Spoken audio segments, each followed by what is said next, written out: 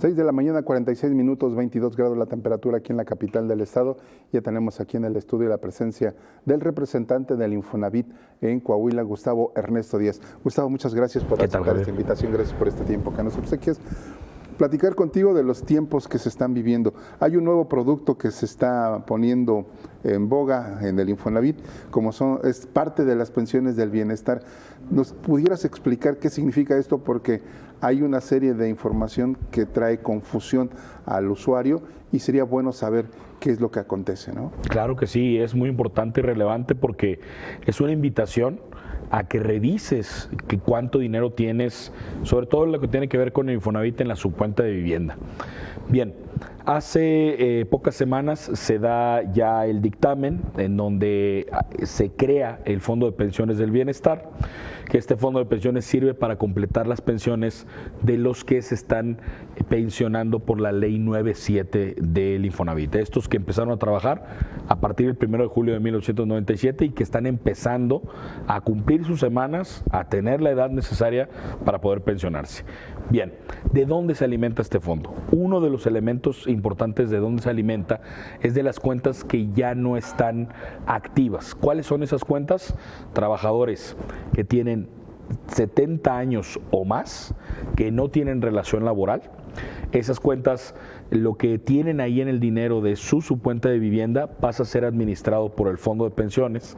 Sin embargo, algo muy importante en lo que hay que enfatizar es que el monto, el dinero es imprescriptible. ¿Qué quiere decir? Que los trabajadores que tengan 70 años o más no pierden su dinero, pueden reclamarlo directamente en el Infonavit o bien sus beneficiarios.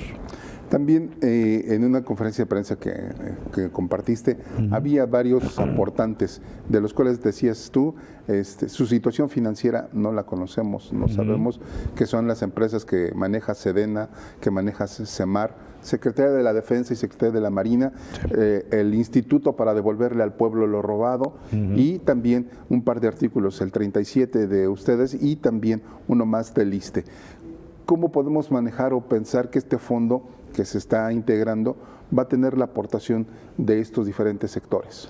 Pues mira, al margen de que estos sectores, incluyo también a las AFORES, que hay que saber que desde antes de esta reforma a la ley, ya las AFORES estaban obligadas a dar esos recursos al Instituto Mexicano del Seguro Social. Todas estas vertientes que van hacia el Fondo de Pensiones del Bienestar, como bien lo dices, no tenemos la seguridad en algunas de cuánto va a ser. En el sentido de Infonavit, también hay que decirlo, pues es un monto actual, estamos hablando, me parece que cerca de 2,000 millones de pesos, que se complementa con todo lo que acabamos de decir. Y evidentemente cada vez menos trabajadores van a llegar a ese supuesto. O sea, ¿por qué? Pues porque los que seguimos, digamos, en Ley 97, pues vamos a utilizar la subcuenta de vivienda como parte de los fondos para que negociemos esa pensión. Estos fondos, pues estamos hablando de los trabajadores de la Ley 73. Creo que lo que hay que destacar es que el comité que se forma a raíz de este Fondo de Pensiones del Bienestar, en donde se deposita el dinero, Banco de México tiene esa custodia. ¿En quiénes son los que integran ese comité? Secretaría de Gobernación, Secretaría de Hacienda, IMSS, ISSSTE, Infonavit. Este comité debe de tomar las decisiones para que se cumplan estos dos mandatos. El primero es completar las pensiones de los de Ley 97, el segundo devolver el dinero a los que reclaman, pero a su vez establecer los mecanismos de inversión para que este fondo siga manteniendo rendimientos que pueden ayudarle a perdurar más tiempo. Se hablaba de que se calcula más o menos que este fondo puede dar 30 años de solvencia económica para completar las pensiones de los trabajadores de Ley 97. Pero eso estaría sujeto siempre y cuando el instituto para devolver lo robado al pueblo, la Semar, la Sedena, fueran productivos, ¿no? No, está sustentado con los recursos que actualmente se tienen calculados de la subcuenta de vivienda de las AFORES inactivas. Solo de esos dos sectores. Así es. Habías dicho en la conferencia de prensa de 20 a 25, ¿no? Sí, mira, es evidentemente un cálculo en el cual pueden surgir varias situaciones en las cuales hay que seguir analizando, hay que seguir viéndolo. El tema es que no es un parche, por decirlo así, no está cubriendo la inmediatez, sino que tiene esta longevidad, que por supuesto este tema de las pensiones tiene que seguir analizándose y tiene que seguir haciéndose acciones fiscales. Yo creo que también hay que tomar en cuenta que lo que hagamos dentro de Infonavit para administrar correctamente ese dinero, pues le va a dar más recursos a los trabajadores que lo utilizan para poder completar su pensión. Ahora, fundamental, más allá del cálculo que se pueda tener, es fundamental saber que este dinero pues va a generar esos rendimientos y que esos instrumentos financieros, que muy seguramente van a ser a corto plazo, van a ser instrumentos pues que den ese espacio para seguir aumentando el tiempo. Y si bien yo entiendo que la crítica está sustentada sobre estas instituciones que no se tiene con certeza de que vayan a ser productivas en el futuro, pero creo que es muy importante destacar pues que el objetivo es que los trabajadores que ganan menos de 16,777 pesos se vayan con el 100% de su pensión. Y es que hoy en día la cuestión está en que un trabajador que gana 10,000 pesos, que se va a retirar por ley 97, va a recibir, si no le metió un solo peso a su Afore, va a recibir entre 2,700 y 3,500 pesos al mes. Entonces, creo que es muy importante saber que esta medida nos está dando una oportunidad y una solvencia para un futuro. También existe ya por ahí una controversia que se está metiendo para hacerlo, para demandar la inconstitucionalidad de esta ley. Es parte de los tiempos políticos inclusive que se están viviendo. Nosotros también tendremos que acatar cualquier respuesta que se tenga que dar por parte de la Suprema Corte de Justicia, pero reitero, el tema está en que tenemos los mecanismos para vigilar que el Fondo de Pensiones para el Bienestar sea transparente, para que el fondo también entregue cuentas, porque tiene que hacer revisiones periódicas y tiene que demostrar su estado financiero. Justo hay una parte interesante en la que dices, si el trabajador se retira bajo el 97, la ley de retiro del 97, se retiraría o saldría con de 2 a 3 mil pesos mensuales, y lo que van a hacer es la complementariedad para salir. Si él ganaba 10,000 pesos, se va a retirar con 10,000 pesos. Es decir, no va a llegar a los 16,777 pesos, porque ese es el tope o el techo, ¿no? Ese es el tope para complementarlas. Habrá trabajadores que superen esa cantidad y a ellos no se les va a bajar. Yo creo que aquí... Pero tampoco se les va a aumentar. No, bueno, o sea, 16,777 es el promedio del salario del IMSS. Eso se toma como base para completar al menos el 100% de los salarios que están de las pensiones que están por debajo de ese monto.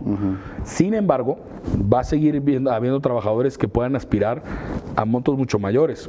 A esos trabajadores no se les va a limitar.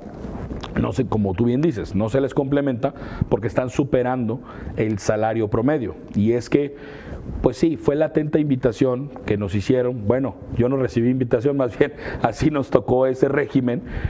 Y claro, habemos a lo mejor algunas personas que estamos muy conscientes y decimos, oye, yo hago aportaciones a mi Afore, esta Afore es deducible, hasta me regresan en mi declaración de impuestos. Pues sí, pero ¿cuántos trabajadores somos los que estamos en esa posición? Somos un porcentaje muy recortado. O sea, el 70% de los trabajadores que van a empezar a pensionarse por la ley de 97 no está en esa situación. 7 de cada 10. Es una situación bastante grave y claro, todo tiene que ver, y yo también aludo a esta situación que nos está tocando, sobre todo a los trabajadores que tienen, 45 años o menos. El tema es que te dicen los que están en la ley 7.3, no, pues es que a ti ya no te tocó ninguna pensión. Y es una frase que se ha venido repitiendo totalmente y mete sobre todo este nervio, ¿no? Porque dices, bueno, a lo mejor mis padres, pues sí se pensionó con el último salario y mucho dependía del salario, de los últimos 5 años de ese salario. Hay que recordar que si hoy eres ley 7.3 y estás ganando el mínimo, te vas a retirar con el mínimo. Sin embargo, en la ley 9.7, sí, O sea, si tú tienes la solvencia económica y puedes aportar recursos, puedes aspirar a una pensión inclusive hasta más grande del salario que estás recibiendo actualmente. El tema es que los trabajadores no están ahorrando por condiciones de su salario que no les alcanza, y la otra es porque no tenemos la cultura para estar invirtiendo en eso. Desde Infonavit, inclusive, hace casi 2 años, se abrió la posibilidad de invertir en tu subcuenta de vivienda. ¿Por qué es interesante invertir en la subcuenta de vivienda? Porque te garantiza un rendimiento por encima de inflación. Si bien no es, disculpen, la inversión más rentable, pues es una inversión sobre un fondo que va a ser creciente, y que si tú a tus 30, 35 años inviertes una cantidad en tu cuenta de vivienda, no solo te estás preparando para un mejor crédito o para tener mayor solvencia, sino que ese dinero va a estar creciendo con todos sus intereses que el Infonavit te va a estar pagando. Perfecto. Gustavo Ernesto Díaz, muchísimas gracias por este tiempo. Qué amable por obsequiarnos esta conversación. Gracias a ti, aquí estamos al pendiente. Bueno, y ahí está, ya usted está viendo esta parte y esta explicación que se nos está dando. Es, si usted se retira o está ganando 10,000 pesos, cuando se va a retirar con esos 10,000 pesos. No va a llegar a los 16,777 pesos, para que usted y yo lo tengamos muy claro. Se va a complementar nada más. Si usted se iba a retirar con 3,000, le van a llegar a los 10,000. Si usted estaba en los 15,000, se va a llegar a los 15,000 desde donde se quede. Así que, para que no tenga usted ahí una idea equívoca de que pues, si ganaba 10,000 me voy a ir a los 16,777 pesos, no es así. Así que le agradezco mucho el favor de su atención, gracias por estar con nosotros.